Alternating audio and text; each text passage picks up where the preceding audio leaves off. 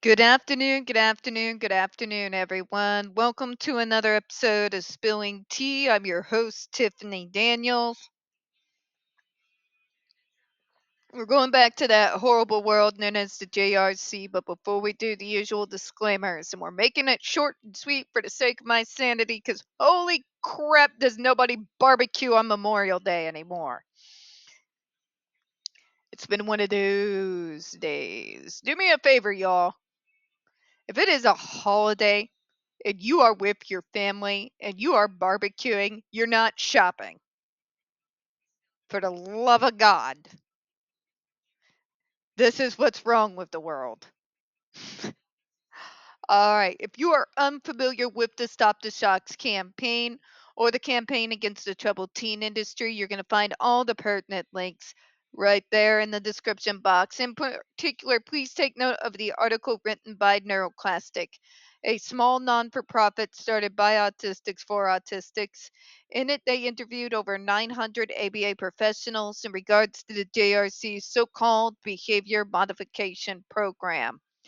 The Judge Rotenberg Educational Center doesn't want you to read that article so much. They threatened NeuroClastic with a defamation lawsuit. They did not remove it from the website. NeuroClastic has refused, folks. You know the drill. Please read that article. Share it on all your social media. Also included is NeuroClastic's public statement in regards to the defamation lawsuit threat, as well as a link to their GoFundMe. We are crowdfunding just in case the JRC actually does ever see through with their threat. Trigger warning 1: when we discuss places like the Judge Rotenberg Educational Center and Agape Boarding School for Boys, you're going to hear vivid descriptions of and catch clips of surveillance footage of people with mental health issues and disabled people being tortured and abused. If you got young children present, please make sure to use the headphones, all right?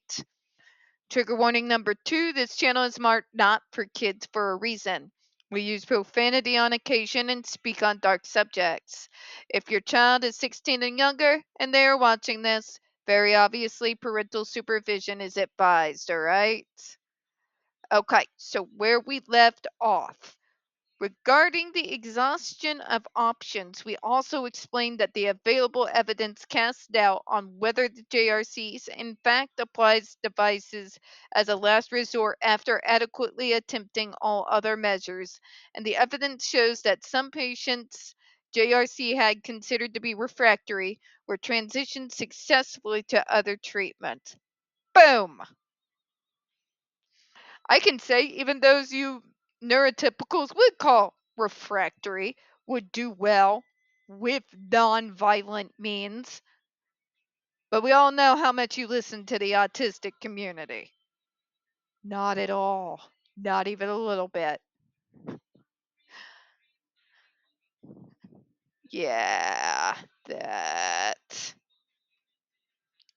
And also, there is a little bit of shade there thrown by the FDA, if you could see it, because in fact, we learned from the 2006 INSEAD report, as well as witness testimony and video surveillance footage, that in fact, they do not use that device as a last resort. They use it as a first resort in any conflict resolution type of situation.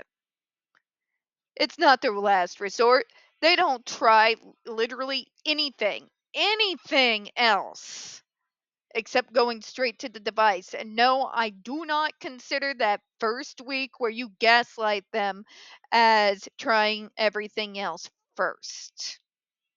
See, what that would actually look like if you had a kid strapped to that thing is that you would still try positive behavioral methods before you resort to shock treatment. That's what the FDA is saying here.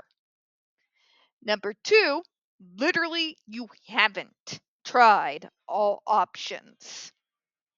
All options that are literally worth anything have a full functional behavioral assessment done at its base.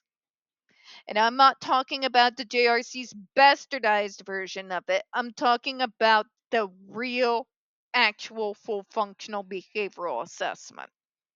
Because there is a massive difference between the two. The JRC focuses only on behaviors and nothing else. A full functional behavioral analysis is supposed to cover all angles, not just one.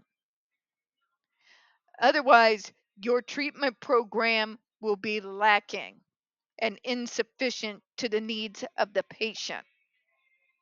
If you do nothing at all, you're playing Russian roulette with your kid. All right? They don't try everything. Trying everything would have been getting a full behavioral functional assessment done outside of the JRC and even outside of the school by an independent practice. And then you go from there. I will preach that until I'm blue in the face. It's extremely important, and for the love of God, know the difference between what the JRC calls a full functional behavioral assessment and what a sane people call it. As we describe in more detail responses 39, 44 to 46, additional data and information cast further doubt on the adequacy of the JRC's attempts at alternative treatments. In other words, what the data says, what the numbers say, what the science says, is that the JRC is full of shit. The numbers are on the side of treatments and programs that are not rooted in violence, but rooted with the real full functional behavioral assessment as its baits. Okay? The data says that those are just as successful, more successful even, than the violent means that the JRC uses. So when they tell you nothing else works, they are so full of shit that I can smell it all the way to here in Missouri, and they're half across the country from me. In other words, this undermines claims that the ESD can be limited to a truly refractory subpopulation. In order where what they're saying is we do not see with the data that is available to us that it's only limited to those who are truly just deeply out of control, but that's not what the facts say. And even with that being said, even the most refractory or severe are still not going to do well under this form of treatment. Okay? You're not fixing the problem.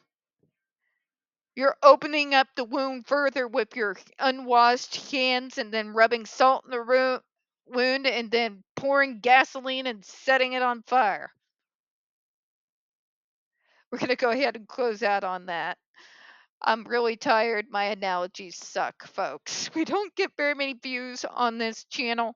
The few we do tend to get removed from time to time. If you could, folks, please don't forget to hit the like button, hit subscribe, and please don't forget to hit those comments.